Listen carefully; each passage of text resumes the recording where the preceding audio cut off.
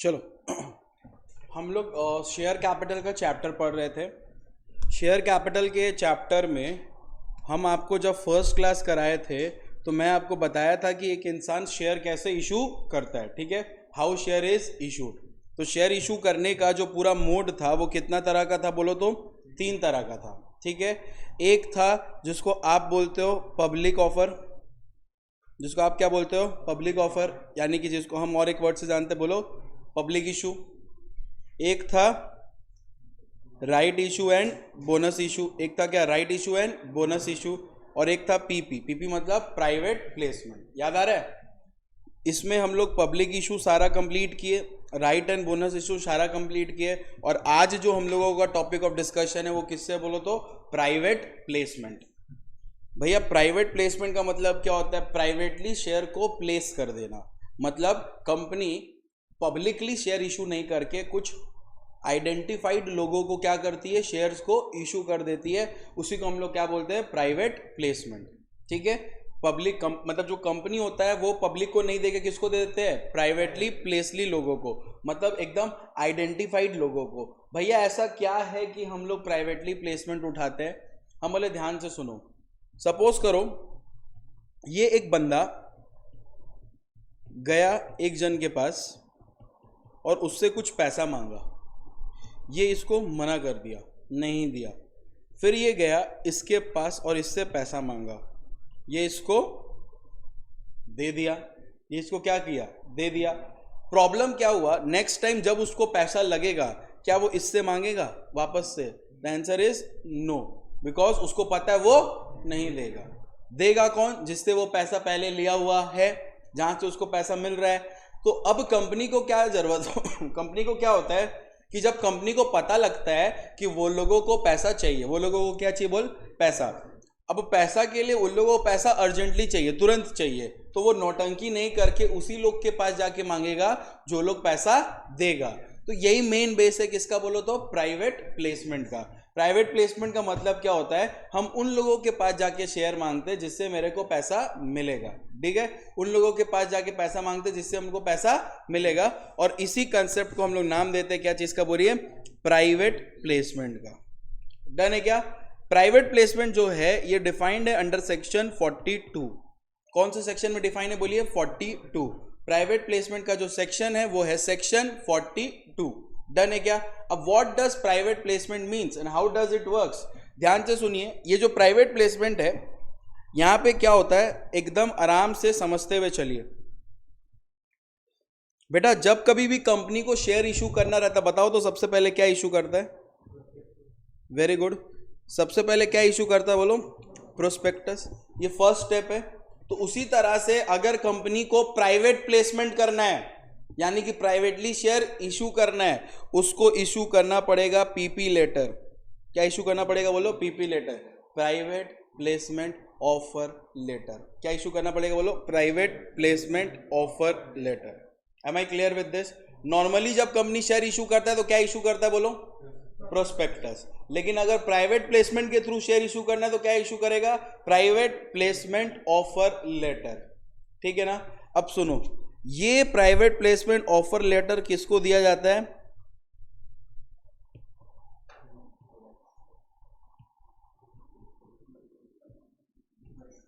किसको दिया जाएगा बोलो? जो कि आप लोग जिससे पैसा उठाना चाहते हो, उसी को हम लोग क्या बोलते हैं? Selected group of person. Am I clear with this? तो private placement is what? Is an offer of security, is an offer of security through private placement offer letter to किसको? सिलेक्टेड ग्रुप ऑफ पर्सन, ठीक है। तो private placement is an offer of security, offer of security through private placement offer letter to a selected group of person. Selected group में ही करते हैं हम लोग। डन है क्या? अच्छा, अभी हम एक वर्ड यूज कर रहे हैं, इन्वेस्टर्स। जानते हो इन्वेस्टर्स? बेटा दो पार्ट, मतलब दो तरह से हम लोग डिवाइड करते हैं। एक होता है इंडिविजुअल इन्वेस्टर्स, जैसे हम तुम, ठीक है ना। और एक होता है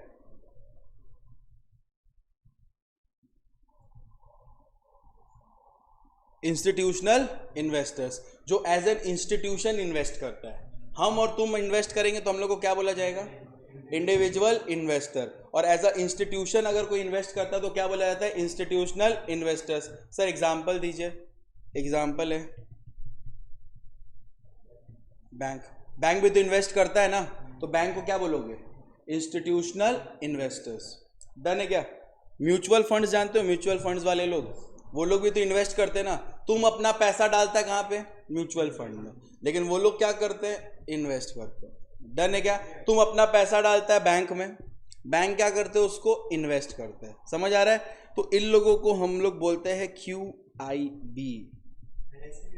हाँ, क्या है? इन लोगों को क्या बोलते हैं? बोलो। QIB, qualified institutional buyer. क्या बोलते? बोलो।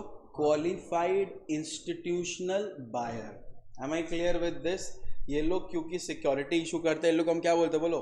Qualified institutional buyer, short form में QIB।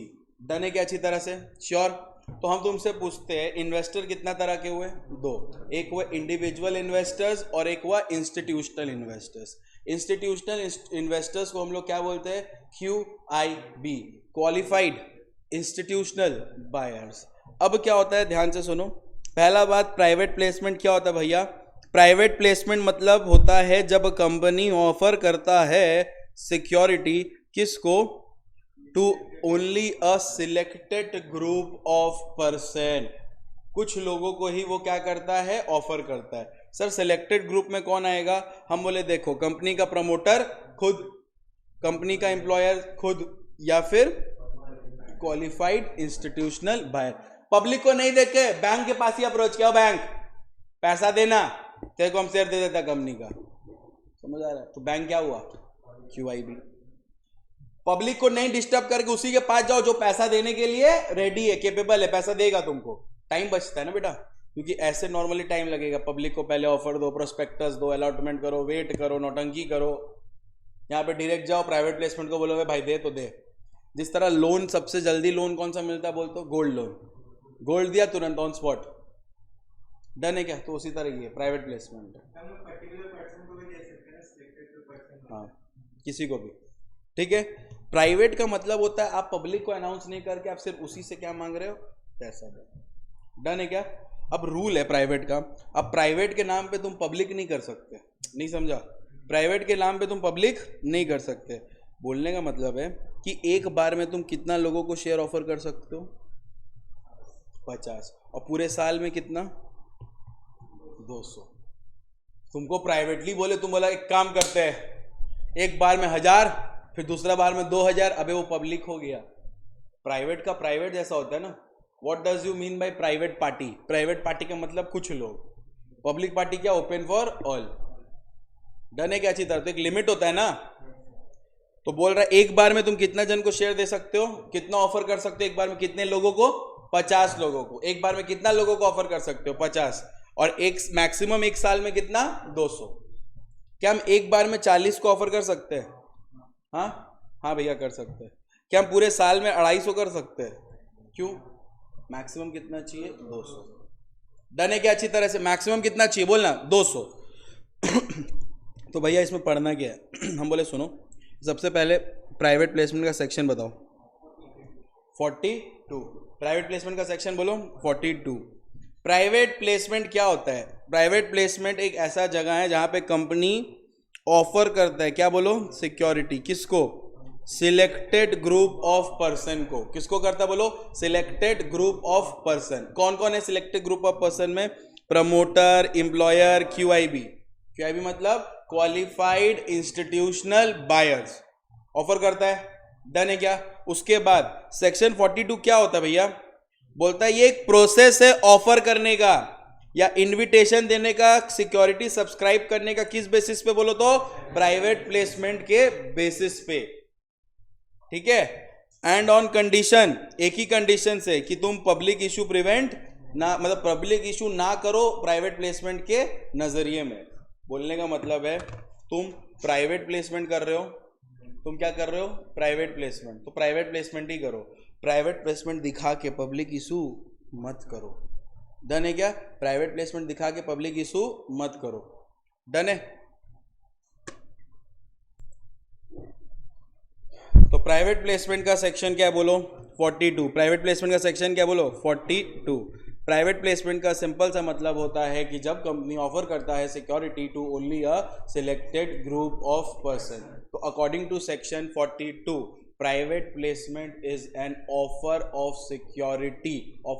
Security through private placement offer letter to किसको? To selected group of persons like promoter, employee और QIB।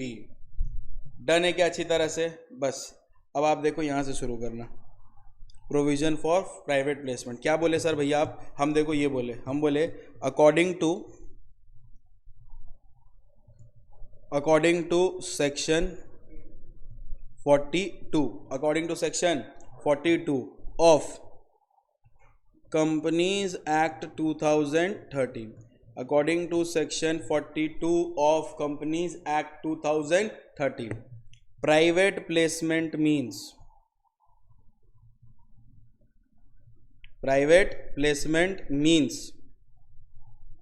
issue of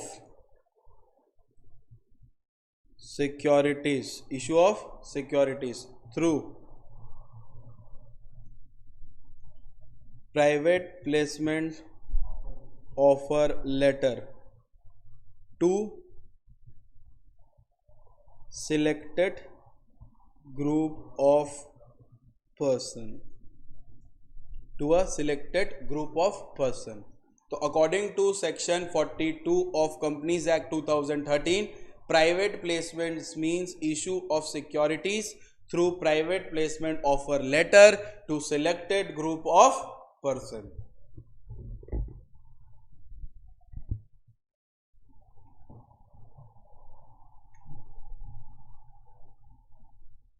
तो यहां पे देखो क्या आता है, what are the provisions of private placement.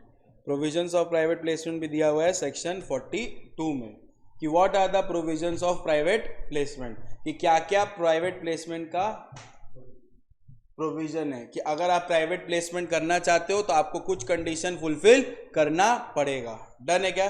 तो प्राइवेट प्लेसमेंट का प्रोविजन क्या बोलता है, ध्यान से सुनो। नंबर 1 बोलता है प्राइवेट का प्लेसमेंट करने के लिए आपको क्या पास करना पड़ेगा?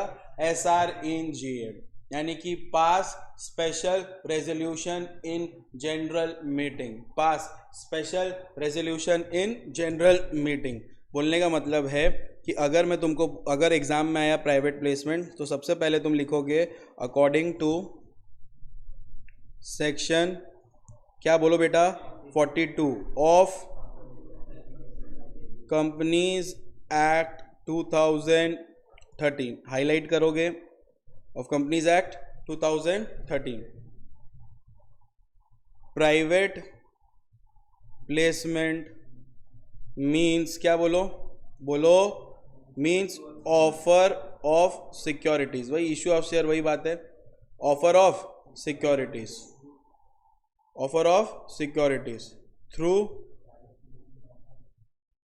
थ्रू कैसे? Private placement offer letter to किसको? To a selected group of person.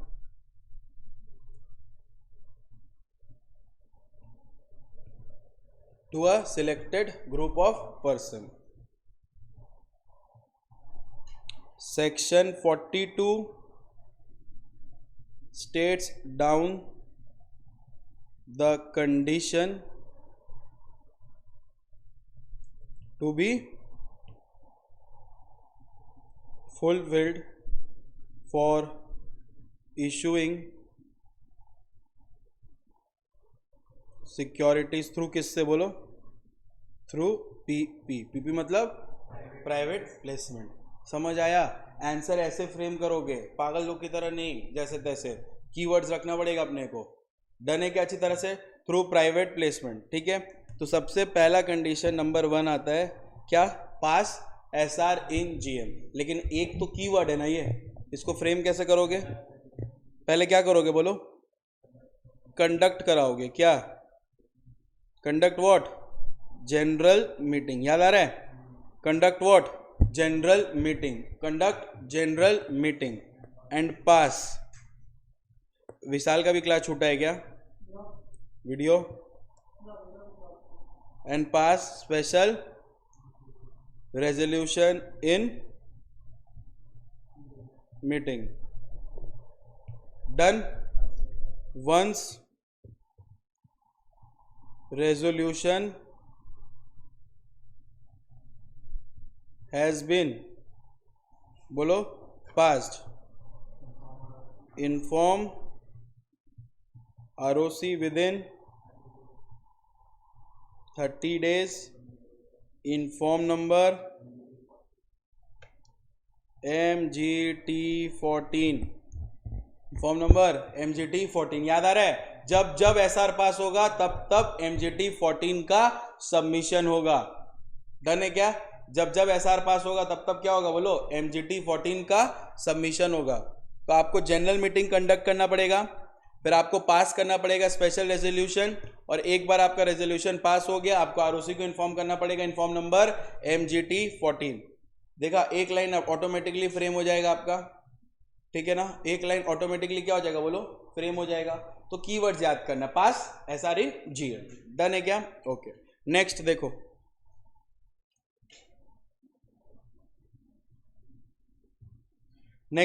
Next क्या बोल रहा है? Without affecting to the provision of section 26. भैया इस लाइन का मतलब थोड़ा बताएंगे. बोल रहा है 26 के प्रोविजन को बिना इफेक्ट किए कंपनी कर सकता है प्राइवेट प्लेसमेंट ऑफर थ्रू किससे बोलो तो? Private placement offer letter. भैया प्रोविजन अफेक्टिंग सेक्शन 26 किससे डील करता है भैया? देखो तो क्या लिखे? प्रोस्पेक्टस. बोल रहा है बिना प्रोस्पेक्टस को इफेक्ट किए हुए, without effecting the provision of section 26. Section 26 में प्रोस्पेक्टस के मिस स्टेटमेंट का बात होता है. किसका बात होता है बोलो? Miss statement. मिस स्टेटमेंट मतलब जानते हो? प्रोस्पेक्टस में गड़बड़ी.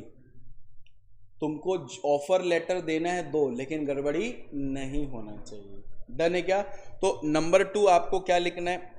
नंबर 2 क्या लिखना है भैया? जनरल मीटिंग कंडक्ट कर लिए, फिर तुमको नॉर्मली एकदम सिंपल सा लिखना है, प्राइवेट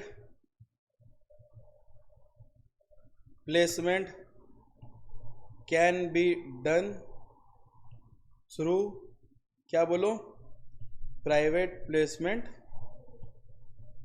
ऑफर लेटर. बस इतना काफी है. प्राइवेट प्लेसमेंट करना है through what? Private placement offer letter. Through what बोलो? Private placement offer letter. याद हो गया क्या? पहले आपको पास करना है क्या बोलो? SR in GM.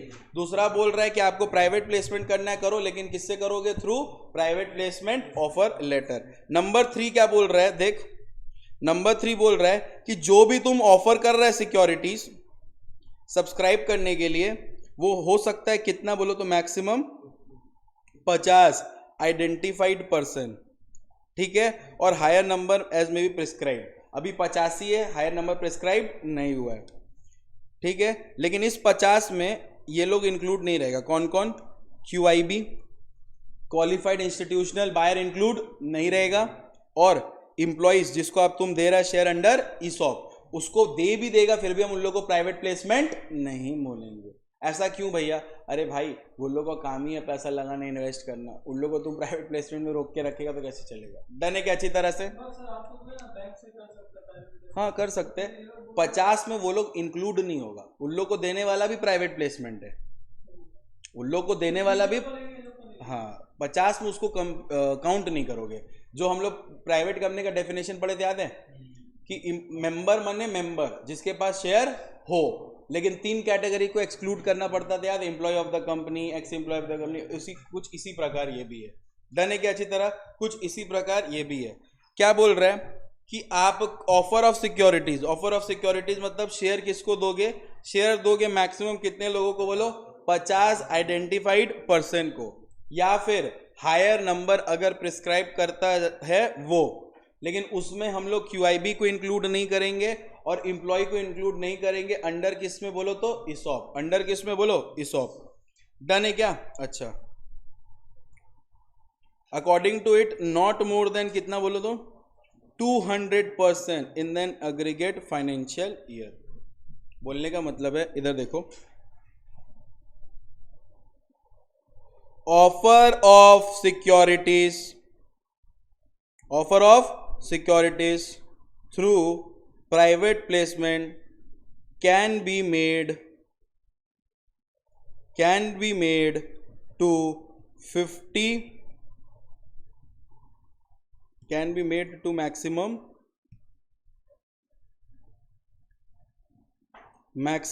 50 identified person at a time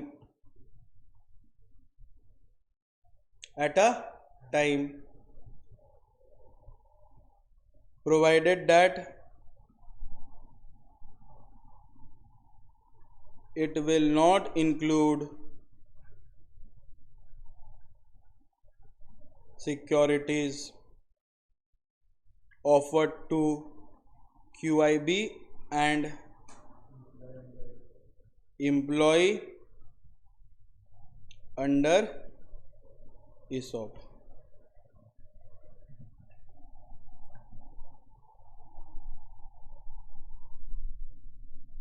Provided further that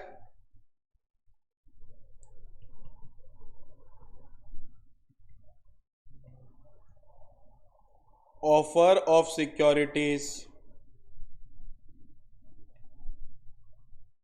cannot be made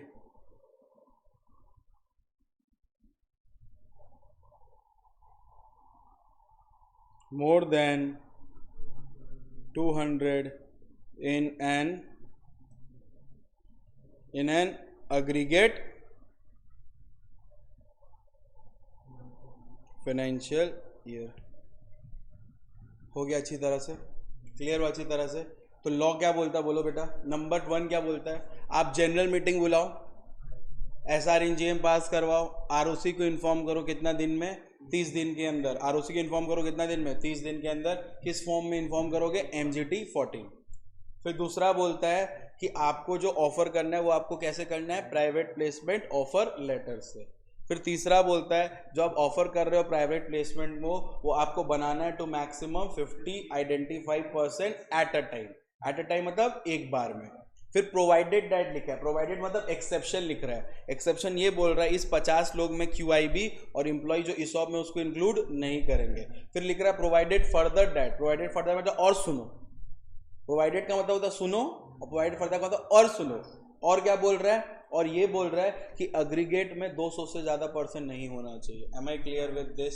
yes और नो? अग्रीगेट मतलब पूरे साल में 200 से ज्यादा एक्सीड नहीं होना चाहिए। भैया अगर हो गया तो हो गया 200 से ज्यादा तो deemed to be a public offer, मान लिया जाएगा तुम क्या किए हो? Public offer. Am I clear with this? Yes और नो?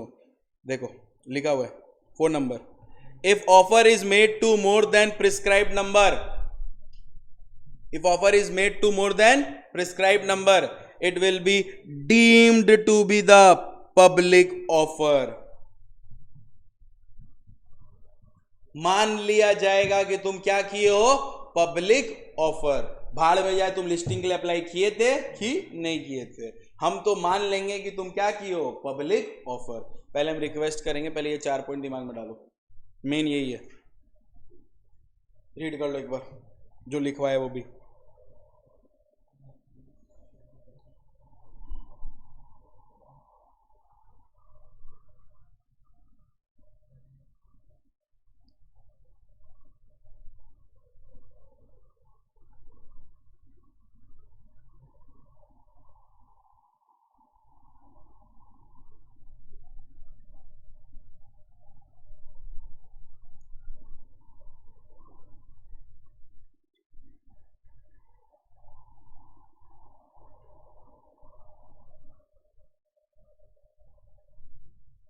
क्लियर हुआ बेटा? सेक्शन बता फटाफट। According to section 42 private placement means offer of securities through private placement offer letter to a selected group of person. Before making private placement certain condition need to be fulfilled. Number 1, conduct general meeting and pass special resolution and inform ROC within 30 days in form number MGT 14. Private placement can be made through private placement offer letter. Done है क्या? फिर हम लोग ये पढ़े थे कि private placement offer of security through private placement can not be made to more than 50 identified person provided that in that membership of ESOP and बोलो ESOP के बाद क्या था? Qualified institutional buyer will not be included.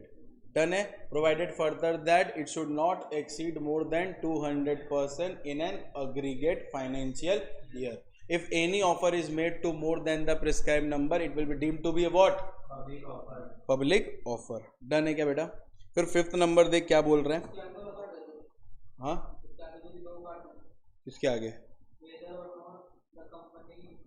हाँ हाँ हाँ हाँ 5th number में आओ. 5th नंबर में आओ. क्या लिखा है? No fresh offer shall be made. Fresh offer आप नहीं दोगे.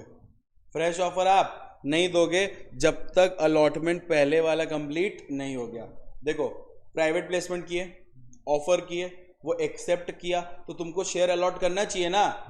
शेयर अलॉट करना चाहिए कि नहीं? तो शेयर अलॉट करो पहले. पुराना वाला अभी भी बाकी है, अभी फिर प्राइवेट प्लेसमेंट ऑफर ले आए. तो पहले क्या करो बोलो तो? No fresh offer shall be made unless allotment made earlier has been completed. पहले वाले शेयर का अलॉटमेंट कंप्लीट करो, फिर वापस फ्रेश ऑफर लाओ. समझ आ रहा है? पहले वाला ही कंप्लीट नहीं है, दूसरा चले हो करना. डन है क्या अच्छी तरह से? तो 5th नंबर तक याद हुआ क्या आपको अच्छी तरह से? नेक्स्ट 6th नंबर बोल रहा है प्राइवेट प्लेसमेंट में जितना मनी मिल रहा है, जो भी पैसा आ रहा है कंपनी को, वो सिर्फ और सिर्फ किस में होना चाहिए? चेक और डिमांड में. यहां पे बोलने का मतलब होता है no cash. Private placement company कर रहा है, कंपनी जो भी पैसा एक्सेप्ट करेगा, वो सिर्फ और सिर्फ किस मोड में एक्सेप्ट करेगा? चेक और demand draft. Other than cash accept नहीं करेगा. आप सोच के देख, अगर कैश किया तो शेयर प्राइवेटली किसी को प्लेस हो गया, पता नहीं चलेगा. तो इसीलिए बोला it must be through cheque और बैंक ड्राफ्ट. डन है क्या? नेक्स्ट, कोई भी मनी, देखो एकदम सेम लॉजिक. पहले एप्लीकेशन होगा, फिर अलॉटमेंट होगा. फर्क ये है, सुनो देखो,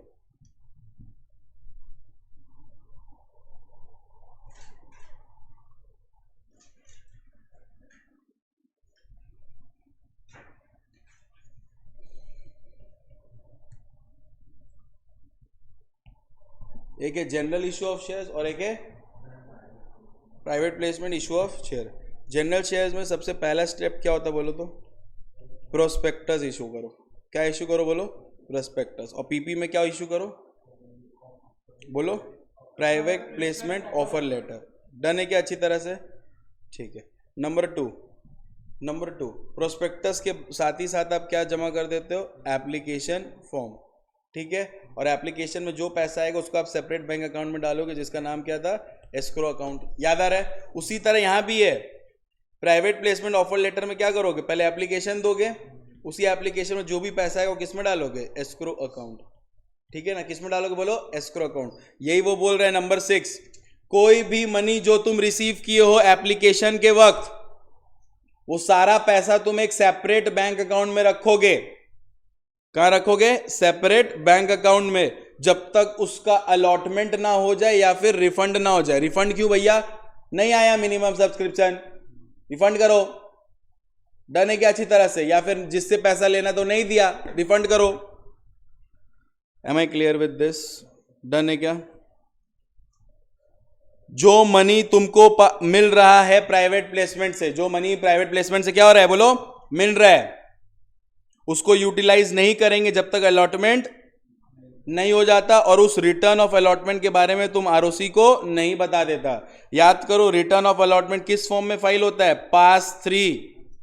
याद आ रहा है? रिटर्न ऑफ अलॉटमेंट पढ़ाए हुए बाबा 39 एंड 40. तो रिटर्न ऑफ अलॉटमेंट किस फॉर्म में फाइल होगा बोलो? पास 3. किस में होगा बोलो? पास 3. तो लॉ क्या बोल रहा है अभी से शुरू से लेके यहां तक कि प्रोविजन में सबसे पहले आप एसआर इन जीएम पास करवाइए, प्राइवेट प्लेसमेंट करिए, प्राइवेट प्लेसमेंट ऑफर लेटर के थ्रू आप एक बार में 50 लोगों को दे सकते हो, पूरे साल में 200 लोगों को दे सकते हैं। अगर आप उससे ज़्यादा किए तो मान लिया जाएगा वो क्या, एक तरह का पब्लिक ऑफर। ठीक है, आप सारा मनी को तभी यूटिलाइज कर सकते हैं जब तक आप अलॉटमेंट ना कर दे, आप यूटिलाइज नहीं कर सकते। आप कोई भी पेमेंट प्राइवेट प्लेसमेंट का कैश में नहीं ले सकते, आपको लेना पड़ेगा in the form of cheque या फिर बैंक ड्राफ्ट। डन है क्या अच्छी तरह से? ओके, अब ध्यान से सुनो, समझते हुए चलो। यहां पे दो तरह की कंपनी का बात कर रहे हैं। एक बात कर रहा है IFSC कंपनी के बारे में। किसके बारे में बात कर रहा है बोलो? IFSC company. डन है। और एक बात कर रहा है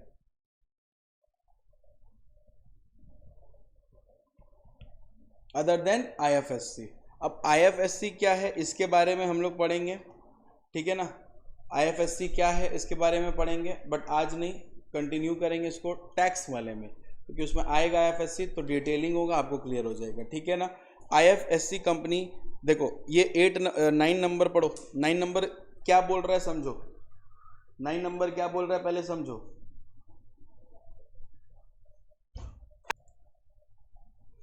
ओके, कितना कंपनी को किस हिस्सा में डिवाइड किया? दो। एक हो गया IFSC कंपनी और एक हो गया other than IFSC company. IFSC company का ओवरव्यू एक बार देते हैं। बेसिकली ये एक तरह, इसको पहले बात है, पहले समझो ये होता क्या, फुल फॉर्म क्या है। इसका फुल फॉर्म है इंटरनेशनल फाइनेंशियल सर्विस सेंटर। क्या है फुल फॉर्म बोलो? International financial service centre. ये काम क्या करता है? ये फाइनेंस को इजी फ्लो रखता है एक ऐसे दूसरे मतलब आउटसाइड कंट्री का। समझ आ रहा है? फाइनेंस फ्लो रखता है किसका बोलो? आउटसाइड कंट्रीज का। मतलब जो बाहर से ट्रेडिंग कर रहे, बिजनेस कर रहे, उनको फ्लो में हेल्प करते। एक बार के लिए इतना ही जानो, ठीक है ना। तो बोल रहा है अगर IFSC कंपनी का बात करेंगे तो ध्यान से सुनिए, अलॉटमेंट हो जाना चाहिए कितना दिन में? 60 दिन में। और 90 दिन दिया गया है किसको बोलो तो? IFSC कंपनी को। समझ आ रहा है अच्छी तरह से? Allotment must be made in 60 days.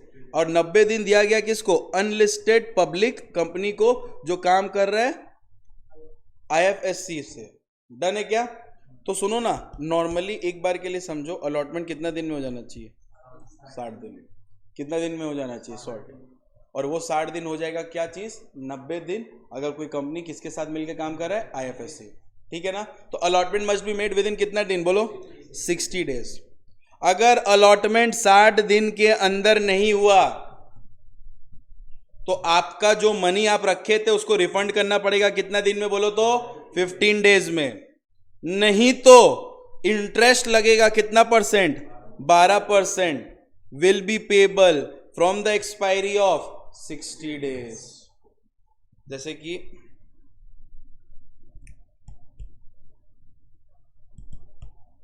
Allotment कितना दिन में कर देना? 60 डेज के अंदर कर दो। नहीं कर पाए 60 दिन के अंदर, यहां से 15 दिन, यहां से 15 दिन के अंदर पैसा क्या कर दो? रिफंड। 15 दिन के अंदर पैसा रिफंड नहीं कर पाए तो इस 60 दिन से जब खत्म हुआ ना 60 दिन, वहां से लेके कितना परसेंट इंटरेस्ट लगने लगेगा? 12%। डन है क्या? 12% पर एनम। हाँ 60 डेज के बाद से जब तक अलॉटमेंट नहीं कर देते, तब मतलब रिफंड जब तक पैसा नहीं कर देते तब तक 12% करके इंटरेस्ट लगेगा। अब तुम 1 महीना में कर दिया तो 1 महीना तक। समझ आया अच्छी तरह से? IFSC कंपनी के लिए वो 90 दिन, वही तो समझाए तुमको। इधर देखो, अलॉटमेंट कितना दिन में होना चाहिए? 60 दिन।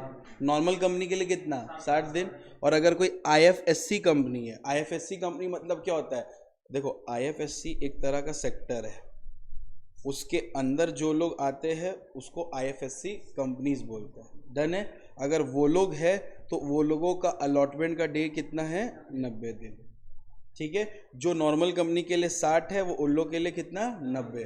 जो नॉर्मल कंपनी 60 दिन के बाद अगर नहीं किया तो 15 दिन के अंदर रिफंड करना पड़ेगा, नहीं किया तो फाइन लगेगा कितना परसेंट बोलो? 12%। यहाँ से IFSC का लगेगा 90 दिन के एक्सपायरी से 12%। बात वही है, इतना ही फर्क है। डन है क्या? तो बेटा यहाँ देखो लिखा हुआ है allotment must be made in कितना दिन? 60 डेज। अगर नहीं हुआ तो अमाउंट रिफंड कर दो कितना दिन में? 15 दिन में। नहीं तो इंटरेस्ट लगेगा 12% from the expiry of 60 days. Done है क्या? अच्छा 10 नंबर कट कर दीजिए, जरूरत नहीं है आपको, ठीक है। अब 11 नंबर क्या बोलता है, ध्यान से सुनो। बोल रहा है प्राइवेट प्लेसमेंट का कोई भी तरह का एडवर्टाइजमेंट नहीं चाहिए हमको। प्राइवेट प्लेसमेंट का कोई भी तरह का एडवर्टाइजमेंट नहीं चाहिए। भाई प्राइवेटली प्लेस कर रहे हो, प्राइवेटली शेयर इशू कर रहे हो, यहां पे क्या तुम प्राइवेट प्लेसमेंट का एडवर्टाइजमेंट करोगे? समझ आ रहा है अच्छी तरह से? तो no advertisement shall be made through media, marketing या डिस्ट्रीब्यूशन चैनल या एजेंट। कुछ भी तरह से एडवर्टाइजमेंट नहीं होना चाहिए, चाहे मीडिया से, मार्केटिंग टीम से या फिर एजेंट के थ्रू। और जो भी अलॉटमेंट करोगे उसके बारे में बताओगे इन फॉर्म नंबर किस में बोलो तो पास 3 में।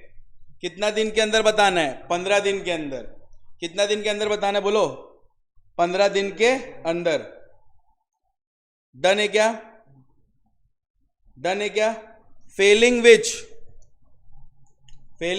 विच company and his director has to pay ₹1000 per day. अगर नहीं किया तो 1000 पर डे का फाइन लगेगा, जिसका मैक्सिमम कितना जा सकता है बोलो? 25 लाख। 13 नहीं पढ़ना है। हाँ डन है क्या? 13 नहीं पढ़ना है। डन है अच्छी तरह से। तो भैया प्राइवेट प्लेसमेंट तो एकदम तूफान है, बहुत कुछ है इसके अंदर। क्या सब लिखना पड़ेगा? हाँ या ना बोल? ऑब्वियसली। तो काहे को लिखे? तो स्टेप्स याद है? पहला स्टेप्स तो देखो, जो टफ था मैंने उसको थोड़ा इजी कर दिया आपके लिए, जो आपको थोड़ा सा टफ लगता वो इजी कर दिया। स्टार्टिंग का 3 पॉइंट, बाकी तो बहुत इजी है, बाकी आपको याद रखना है। तो देखो क्या क्या लिखना है एग्जाम में, ये 3 तो लिखना ही है। ये 3 नहीं लिखा तो मार्क्स ही नहीं मिलेगा, आगे का तो छोड़ दो। तुम प्राइवेट प्लेसमेंट स्टार्ट कर रहा, नो एडवर्टाइजमेंट नो कैश, फायदा नहीं। सबसे पहले सेक्शन, फिर ये लिखना पड़ेगा, ये 3 पॉइंट लिखा, फिर तुमको सारा डिटेल देना पड़ेगा। हम लास्ट वाला डिटेल रिवाइज करवा दे रहे, ऊपर नीचे में कोई प्रॉब्लम नहीं है, वो सब चलेगा बाबू, प्रोफेशनल कोर्स है। ये 3 पहले से स्टार्ट करोगे, उसके बाद तुमको नीचे कुछ भी लिखना है वो कर लो तुम लोग, कोई प्रॉब्लम नहीं है। लेकिन शुरुआत का बेस यही होगा, उसके बाद तुमको जो डालना डालो, ऊपर नीचे करके कोई प्रॉब्लम नहीं है, ठीक है। नो एडवर्टाइजमेंट नहीं करना, नो कैश रिसीव्ड, ठीक है, कीवर्ड याद हुआ। उसके बाद क्या पढ़े? Allotment must be made with in 60 days. If not made within 16 days, then refund the money within 15 days. If not refunded within 15 days, then interest will be charged at the rate 12% per annum from the expiry of 60 days. Done है। उसके बाद बोला कि once after the allotment, return of allotment must be filed to ROC within 15 days. In form number pass 3. अगर नहीं किया तो fine लगेगा मैक्सिमम 1000 रुपये पर डे और मैक्सिमम टू मैक्सिमम 25 लाख पहुंच सकता है। Am I clear with this? तो हमारा ये प्राइवेट लास्ट जो हम लोगों का ये चैप्टर है। अच्छा सुनो बेटा, अभी तक क्या क्या चैप्टर किए? एक चैप्टर किए बोल इंट्रोडक्शन, दूसरा किए बोल फॉर्मेशन ऑफ कंपनी, तीसरा किए क्या बोल शेयर कैपिटल। ये जो तुम लोग इसको हल्का मत लेना, शेयर कैप, वो जो मेरा नोट्स है ना, वो भले देखने में मैट पतला है, वो कंटेंट से भरा हुआ है, एक एक चीज़ इंपॉर्टेंट है। प्राइवेट प्लेसमेंट सारा मतलब ठूस ठूस के खाली कंटेंट है, वाहियात कोई काम ही उसमें नहीं है। सीए के लिए ये दोनों चैप्टर बहुत ज़्यादा इंपॉर्टेंट है, ठीक है। और सीएमए वाला लोगों के लिए एक एक चीज़ इंपॉर्टेंट है, बेसिकली दोनों के लिए इंपॉर्टेंट है। डन है। अब आपको एक चीज़ ध्यान रखना है, विशाल तुम वर्कबुक लाया क्या गलती से? ठीक है, तो आज थोड़ा सा तुमको लेके हम केस स्टडी में काम करते हैं। डन है क्या अच्छी तरह से? चलो पहले हम लोग स्टार्ट करते हैं सेक्शन 61 से। किससे स्टार्ट करोगे बोलो तो? सेक्शन 61। अगर आपको अपना चैप्टर याद है, चैप्टर 2 याद है? चैप्टर 2 याद है? फॉर्मेशन ऑफ कंपनी याद है ना? देखो उसमें कैपिटल क्लॉज ढूंढते हुए आओ।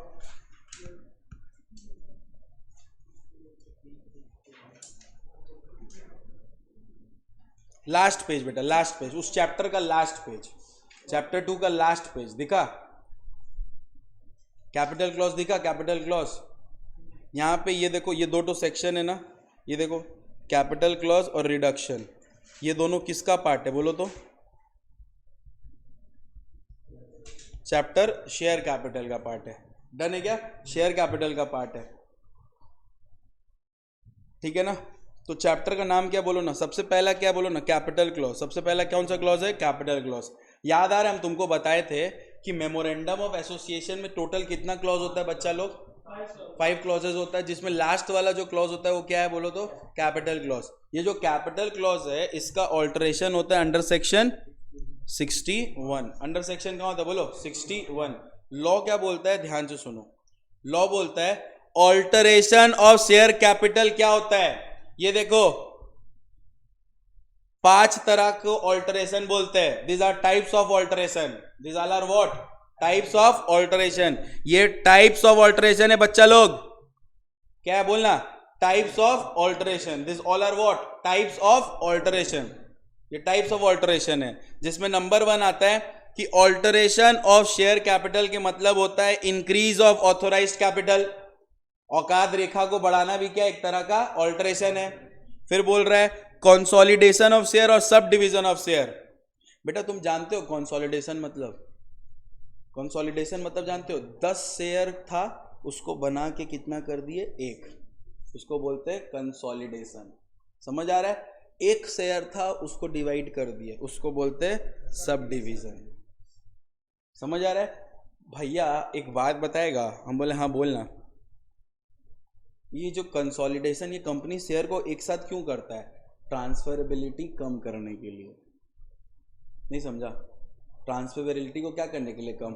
10 शेयर रहेगा, ट्रांसफरेबिलिटी ज़्यादा रहेगा, उसको 1 कर देंगे तो ट्रांसफरेबिलिटी कम हो जाएगा। उसी तरह डिवीजन ऑफ शेयर क्यों करता है बोलो तो? ट्रांसफरेबिलिटी बढ़ाने के लिए, कि शेयर को ज़्यादा बांटेंगे तो ट्रांसफरेबिलिटी होगा। अच्छा प्रैक्टिकली क्या करता है ज़्यादा? Very good. प्रैक्टिकली क्या करता है? Sub division. शेयर को ज़्यादा बांटता है ताकि ट्रांसफरेबिलिटी ज़्यादा हो। लेकिन हर ही केस में एट द एंड क्या हो रहा है देख, चाहे तुम सब डिवीजन करो या फिर कंसोलिडेशन करो, शेयर का होने वाला क्या है? शेयर का क्या होने वाला है बोलो? क्या होने वाला है? ऑल्टरेशन। शेयर का क्या होने वाला है बोल? Alteration. Am I clear with this? तो सुनो ना, कैपिटल क्लॉज में सेक्शन 61 में ये लिखा है कि कैपिटल क्लॉज को ऑल्टर करने के लिए, कैपिटल क्लॉज को ऑल्टर करने के लिए आपको सबसे पहले क्या क्या टाइप्स है? आपको ऑथोराइज्ड कैपिटल बढ़ाना पड़ेगा। नंबर 2, शेयर कैपिटल को क्या करना पड़ेगा? कंसोलिडेट करना पड़ेगा। शेयर्स का क्या करना पड़ेगा बोलो? सब डिवीजन करना पड़ेगा। या फिर conversion of share into stock. एक शेयर है, स्टॉक कब हो जाता है? जब वो शेयर क्या हो जाए? Fully paid up. तो जो शेयर को तुम फुल्ली पेड अप करके स्टॉक कर देते हो वो भी एक तरह का क्या हो जाता है? कन्वर्जन होता है। वो भी एक तरह का क्या होता है? कन्वर्जन, और उसमें ऑल्टरेशन माना जाता है। और अगर कोई भी अनसब्सक्राइब शेयर कैपिटल है उसका कैंसलेशन भी एक तरह का क्या है? Alteration of share capital. हाँ, जो सब्सक्राइब नहीं है। सुनो ना, मेरे को बताओ तो what are the types of alteration? Number 1 increase authorise, number 2 consolidation, number 3 subdivision, number 4 conversion of share into stock, and number 5 cancelling unsubscribed share capital. Am I clear with this guys? Yes और no? Done है क्या? अच्छा, alteration करने के लिए क्या पास करना पड़ेगा? Over in GM. ऑल्टरेशन करने के लिए क्या पास करना पड़ेगा बोलो? Over in GM. और जैसे ही ऑल्टरेशन हो गया उसको आरओसी को बता दोगे in form number SH7। In form number SH7 जाके फॉर्म अपडेट करो तुरंत। कहां तक अपडेट किए थे कल बोलो? कल तक, कल का किए थे अपडेट? AOC 4 मतलब तुम SH1 और SH2 कर दियो? कर दियो? तो आज खाली लिख दो SH7। SH7 तो नहीं कियोगे ना? SH7 लिखो, SH7 लिखो। Notice of alteration of share capital. Notice of alteration of share capital. Notice of alteration of share capital to ROC. Form number SH7। Form number किस में बोलो तो? SH7। डन है क्या? फॉर्म नंबर किस में बोलो? SH7। एक बार रीड कर ले बच्चे। नेक्स्ट पोर्शन किससे डील करता है बोल? Reduction of share capital under section 66। मैं आपको 30 सेकेंड्स दे रहा हूं, एक बार जनरल रीडिंग करो फटाफट। जनरल रीडिंग कुछ समझ आ रहा है क्या?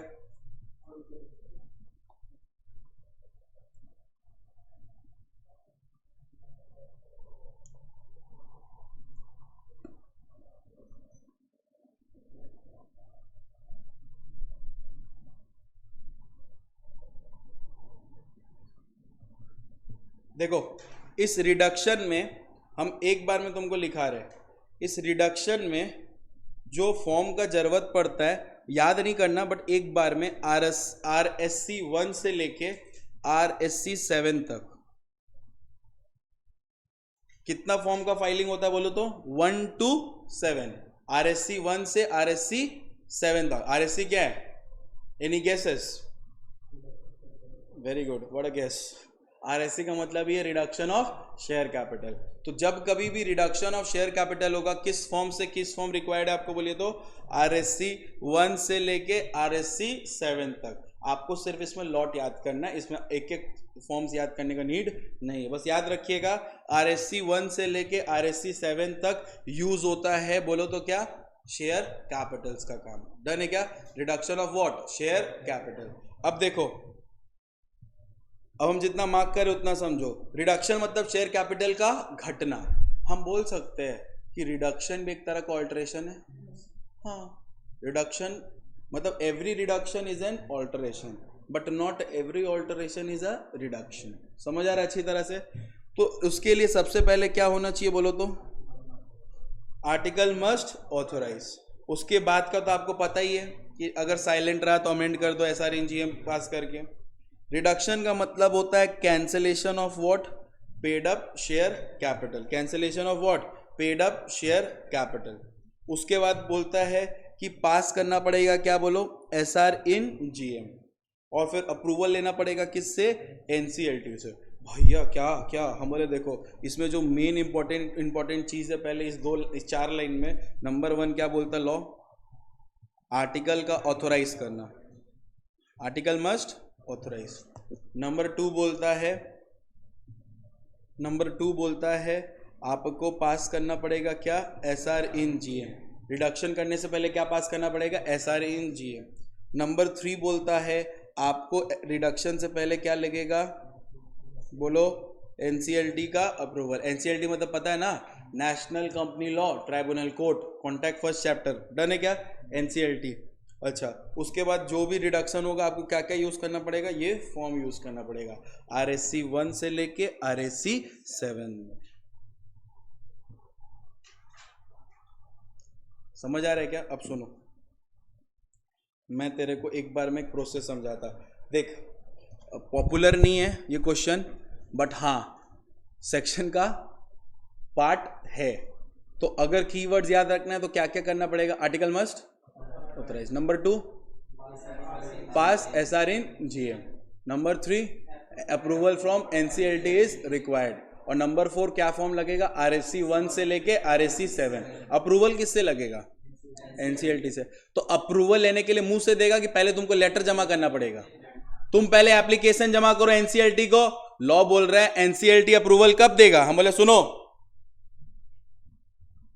NCLT के पास तुम लेटर जमा किए, सुनो ध्यान से, तुम क्या किए? तुम एक कंपनी हो A लिमिटेड, तुमको रिडक्शन करना है, तो पहले तुम क्या जमा किए?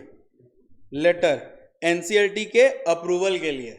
लेकिन NCLT अप्रूवल देने से पहले जो भी तुम उसको दिए हो उसके बारे में वो बताएगा। नंबर 1 किसको? सेंट्रल गवर्नमेंट को। दूसरा वो बताएगा किसको? ROC को।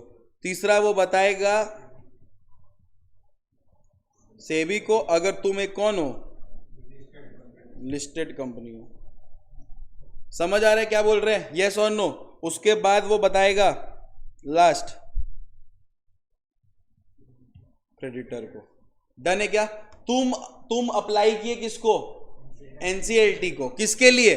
अप्रूवल के लिए। लेकिन NCLT अप्रूवल देने से पहले इसके बारे में बताएगा किसको किसको, बोलो, सेंट्रल गवर्नमेंट, आरओसी, सेबी को और क्रेडिटर्स को। डन है क्या? और बताने के बाद इन लोगों को बता के खुश होगा क्या? नहीं, ये लोग देगा अपना रिप्रेजेंटेशन। ये लोग अपना क्या देगा, बोलो, रिप्रेजेंटेशन। ठीक है, ये लोग क्या देगा, बोलो, रिप्रेजेंटेशन। भैया कितना महीना में रिप्रेजेंटेशन देगा? 3 महीना में। कितना महीना में देगा, बोलो, 3 महीना में। डन है अच्छी तरह से। हम क्या बोले, अगर तुमको रिडक्शन करना है शेयर कैपिटल का तो article must authorise, SR in GM पास करो भैया, फिर एनसीएलटी का अप्रूवल। यही तो प्रॉब्लम हो गया।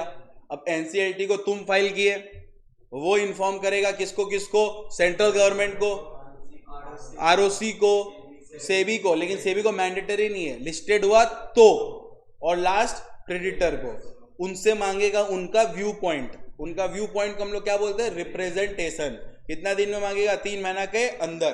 डन है क्या? With in 3 months. अगर इन लोग कोई भी तरह का रिप्रेजेंटेशन नहीं दिया तो मान लिया जाएगा इन लोगों को कोई भी तरह का ऑब्जेक्शन नहीं है, इन लोगों को कोई भी तरह का प्रॉब्लम नहीं है। Am I clear with this? Yes और नो? क्लियर है? कोई भी ऑब्जेक्शन नहीं है। इधर देखो लिखा हुआ है, देखो लिखा हुआ भी है, the tribunal shall give notice of every application made to it under this subsection. किसको किसको? Central government. बोलने का मतलब है, देखो देखो लिखवा दे रहे, मतलब समझा दे रहे। देखो, reduction of share capital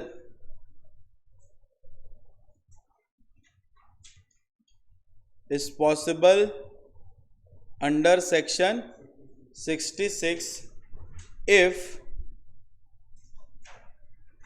certain conditions are what, बोल, fulfilled। if certain condition are fulfilled। Done है। नंबर 1 क्या कंडीशन है? नंबर 1 क्या है, बोलो? Article must authorize. इसके अंदर तो तुम अपना पीएचडी कर चुका है, अब लिख ही लेगा भर भर के, तो आर्टिकल मस्ट ऑथोराइज।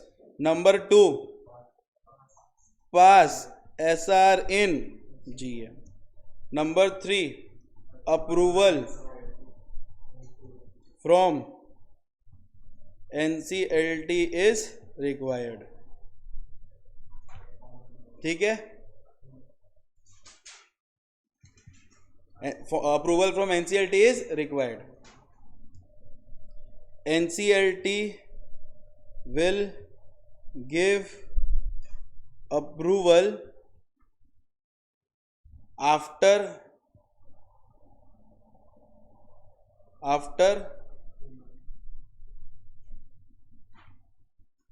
नहीं, NCLT will give approval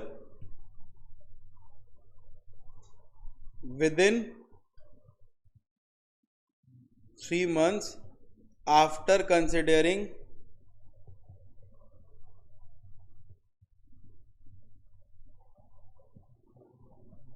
representation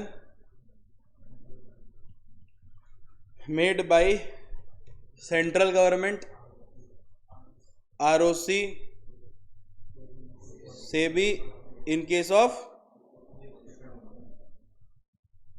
listed company and creditors. देखा कितना बड़ा एक बार में फ्रेम हो गया?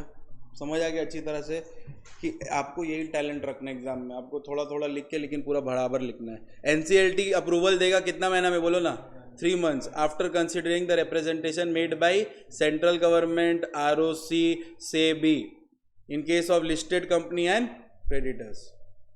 ठीक है, SEBI in case of listed company and creditor. अब वो लोग जो भी रिप्रेजेंटेशन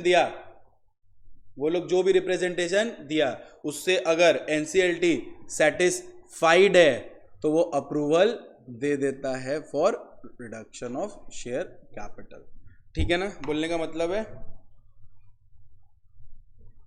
अच्छा यहां तो लिखा ही दिया, NCLT will give approval with in 3 months after considering representation made by central government, ROC है। ठीक है, हो गया एक ही बार में। और last forms to be utilized under this section is from RSC 1 to 7। हो गया रिडक्शन कंप्लीट।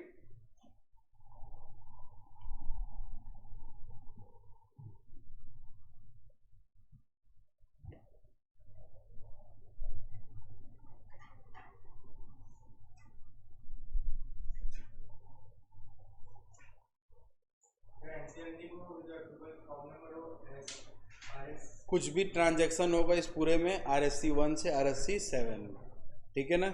ये ज़्यादा याद नहीं करना है, अनपॉपुलर टॉपिक है, बट यही अगर बोलते हैं ना कुछ भी बैड लक हो सकता है लाइफ में, तो कुछ भी होने से वो अनअटेम्प्टेड नहीं जाएगा, आप कुछ लिख पाओगे लाइफ में।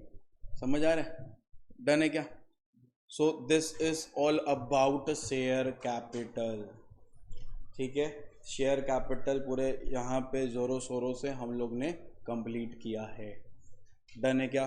अब अपना बचता है कॉमन में सिर्फ एक ही चैप्टर, दैट इज मीटिंग्स, ठीक है। मीटिंग्स जो है कल अपना क्लास है, पता है? तो कल IDT का है, समझ आ रहा है? कल क्या है बोलो? IDT का। कल अपना नया जर्नी चालू होने वाला है, ठीक है। IDT का क्लास चालू होगा। पहला बात